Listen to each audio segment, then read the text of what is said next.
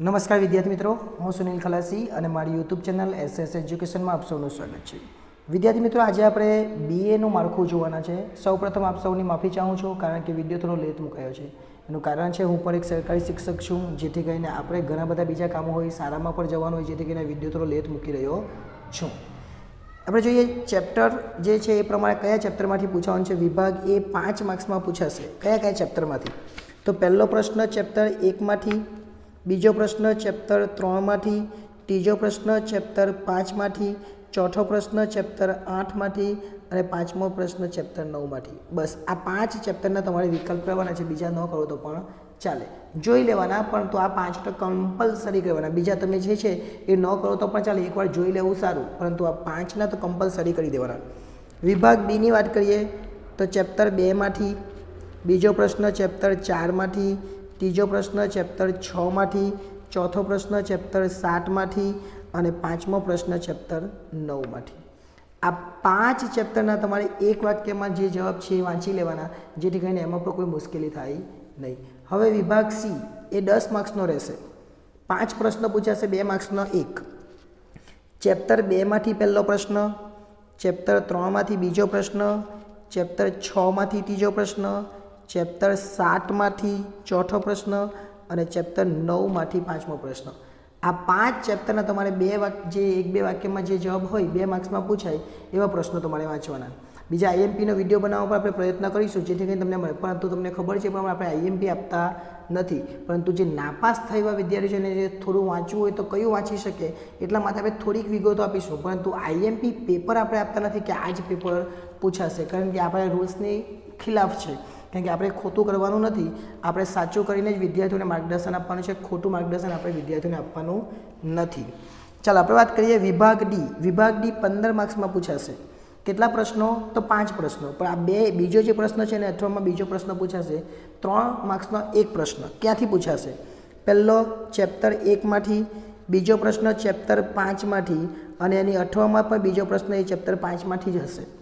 ત્યાર પછી ચેપ્ટર 7 માંથી ત્રીજો પ્રશ્ન, ચેપ્ટર 8 માંથી ચોથો પ્રશ્ન અને ચેપ્ટર 9 માંથી પાંચમો પ્રશ્ન। હવે વિભાગ એફ ઈ જોઈ લઈએ આપણે, પછી ખાસ જે આપણે ગુણભાર જોવાનો છે એ જોઈએ। ઈની અંદર શું પૂછાશે? તો ચેપ્ટર 6 માંથી પૂછાશે અને એને અથવામાં પણ ચેપ્ટર 6નો જ એક પ્રશ્ન હશે। આપણે કેટલા 10 માર્ક્સનો છે અને કેટલા 15 માર્ક્સનું છે અને આપણને 3 પ્રશ્ન પૂછેલા છે, 1, 2 અને 3, 15 માર્ક્સમાં આપણને પૂછવાનું છે। બીજો જે છે ચેપ્ટર 7નો, એમાં તમને કોઈ ઓપ્શન મળશે નહીં, અહીંયા તમને ઓપ્શન મળે છે।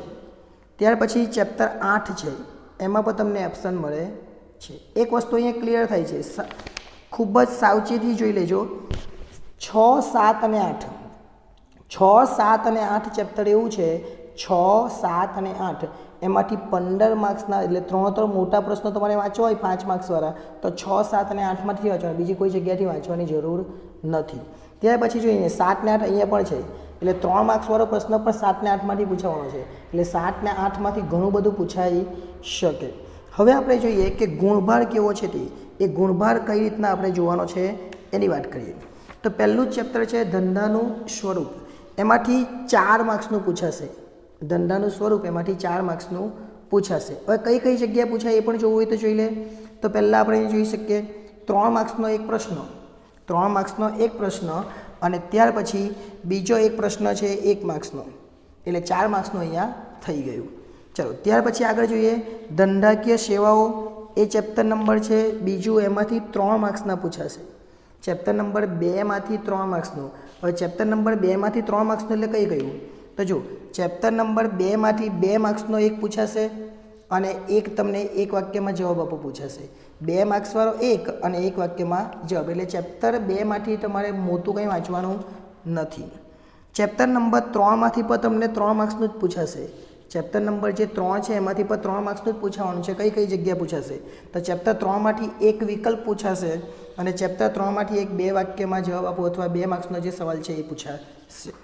ત્યાર પછી ચેપ્ટર 4 માંથી, તો ચેપ્ટર 4માં તમારે કંઈ જ નથી વાંચવાનું, ફક્ત એક જ માર્ક્સનું પૂછવાનું છે અને 1 માર્ક્સ એટલે ક્યાં તો વિકલ્પ ક્યાં તો પૂછાય। તો અહીંયા આપણે જોઈ શકીએ તો એક વાક્યમાં જવાબ આપો, ફક્ત ને ફક્ત એક વાક્યમાં જવાબ આપો। ચેપ્ટર 4માંથી કંઈ જ વાંચતા નહીં, ફક્ત એક વાક્યમાં જવાબ આપો, એટલું જ વાંચવાનું છે। ચેપ્ટર નંબર 5માંથી 4 માર્ક્સનું પૂછાશે। ચેપ્ટર નંબર 5 છે એમાંથી 4 માર્ક્સનું 4 માર્ક્સનું એટલે કયું જો અહીંયા 3 માર્ક્સનો એક પ્રશ્ન પણ એના અથવામાં એક પ્રશ્ન આવવાનો છે એટલે હવે બીજો એક વિકલ્પ અથવા એક વાક્યમાં જવાબ એક વાક્યમાં જવાબ તો છે જ નહીં તો વિકલ્પ છે એટલે 3 અને 1 એટલે કેટલા થઈ ગયા 4 થઈ ગયા। ત્યાર પછી આગળ જોઈએ તો ચેપ્ટર નંબર ધંધાકીય વ્યવસ્થાના સ્વરૂપો ધંધાકીય વ્યવસ્થાના સ્વરૂપો કયું ચેપ્ટર છે 6થું ચેપ્ટર એમાંથી 8 માર્ક્સનું અહીંયાથી એક લાઈન પાડી દઉં છું અહીંયા આ આગળની પરીક્ષાનું છે એટલે એમાંથી 30% પૂછાય 50ના 30% એટલે 15 માર્ક્સનું પૂછાય 4 ને 6 10 10 ને 4 15 ને 15 થઈ ગયા। હવે આટલા જે ચેપ્ટર રહ્યા 4 ચેપ્ટર એમાંથી 35 માર્ક્સનું પૂછાવાનું છે એટલે આ 4 ચેપ્ટરની તૈયારી ખૂબ જ અગત્યની છે આપણા માટે 6 7 અને 8 અને 9 આટલા ચેપ્ટરની તૈયારી વ્યવસ્થિત કરીશું તો 35 માર્ક્સ છે આ ચેપ્ટરની તૈયારી કરવાની પણ એમાંથી થોડી ઓછી કરો તો પણ ચાલે। હવે ધંધાકીય વ્યવસ્થાના સ્વરૂપો કેટલા માર્ક્સમાં છે તો 8 માર્ક્સમાં છે। ક્યાં ક્યાં હશે તો ચેપ્ટર નંબર 6 ક્યાં ક્યાં જો તો પહેલાં તો 8 માર્ક્સમાં છે એમાં એટલે 5 માર્ક્સનું એક પૂછાવાનું એમાંથી। ત્યાર પછી જોઈએ આપણે ચેપ્ટર નંબર 6 બીજે ક્યાં છે 5 માર્ક્સનો છે ચેપ્ટર નંબર 6 અહીંયા પણ છે 5 ને 1 6 થયા અને 6 ને 2 8 થયા એટલે 8 માર્ક્સનું આપણને એમાંથી પૂછાવાનું છે। Chapter number 7 very important chapter number 7 સૌથી અગત્યનું ગણાવી શકાય 11 માર્ક્સનું પૂછાવાનું છે। ચેપ્ટર નંબર 7માંથી એક 5 માર્ક્સનો મોટો સવાલ ચેપ્ટર નંબર 7માંથી 5 ને 3 3 માર્ક્સનો એક એટલે 5 ને 3 8 થયા। ચેપ્ટર નંબર 7માંથી જોઈએ અહીંયા ચેપ્ટર નંબર 7માંથી 2 માર્ક્સનો પણ છે ચેપ્ટર નંબર 7માંથી એક વાક્યમાં જવાબ એટલે એક વાક્યમાં જવાબ એક છે એક 2 માર્ક્સવાળો છે એક 3 માર્ક્સવાળો છે એક 5 માર્ક્સવાળો છે 5 ને 3 8 8 ને 2 10 ને 1 11 માર્ક્સ એટલે ચેપ્ટર નંબર 7 છે એ 11 માર્ક્સનું પૂછાવાનું છે। ચેપ્ટર નંબર 8ની વાત કરીએ ચેપ્ટર નંબર 8 એ 9 માર્ક્સનું છે એ પણ ખૂબ જ અગત્યનું ચેપ્ટર ગણાવી શકાય આ 4 ચેપ્ટર ખૂબ જ અગત્યના છે।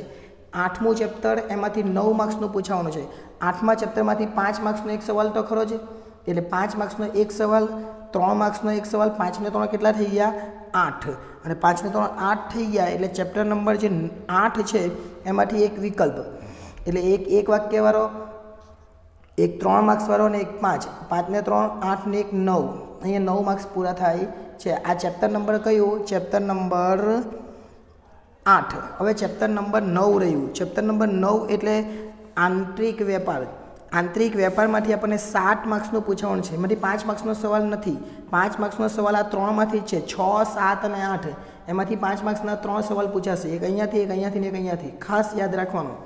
ત્યાર પછી આપણે વાત કરીએ ચેપ્ટર નંબર 9માંથી એક 3 માર્ક્સનું છે ચેપ્ટર નંબર 9માંથી એક 2 માર્ક્સનું છે ચેપ્ટર નંબર 9માંથી એક વિકલ્પ અને એક વાક્યમાં જવાબ એટલે એક વાક્યમાં જવાબ એક વિકલ્પ એક 2 માર્ક્સ ને એક 3 માર્ક્સ કેટલા થઈ ગયા 3 ને 2 5 5 ને 2 5 6 ને 1 7 ત્યાર પછી એમાંથી કેટલા માર્ક્સનું પૂછાયું છે આપણે જોઈએ 7 માર્ક્સનું છે એટલે અહીંયા 7 માર્ક્સ પૂરા થઈ એટલે આ ચેપ્ટર નંબર કયું 9 આ ચેપ્ટર નંબર કયું તો આપણે જોઈએ કે કેટલા માર્ક્સનું છે ચેપ્ટર નંબર 7 એટલે ચેપ્ટર નંબર 7 8 અને 9 અને ચેપ્ટર નંબર 6 આટલા ચેપ્ટર આપણા માટે ખૂબ જ અગત્યના છે એટલે ખૂબ જ સારી એવી તૈયારી કરજો ખૂબ જ મહત્ત્વનો વિડીયો છે સમજાય એ પ્રમાણે કરજો અને જે હવેથી જે આઈએમપી આપણે આપતા નથી પરંતુ કેટલાક પ્રશ્નો કયા કરવાના એના માટેના આપણે જે ચેપ્ટર નંબર 6 7 8 અને 9 એના માટેના કેટલાક આપણે વિડીયોના આધારે કયા પ્રશ્નો પૂછાઈ શકે એ હું તમને આપી દઈશ પરંતુ આ 70% જે છે વેઇટેજ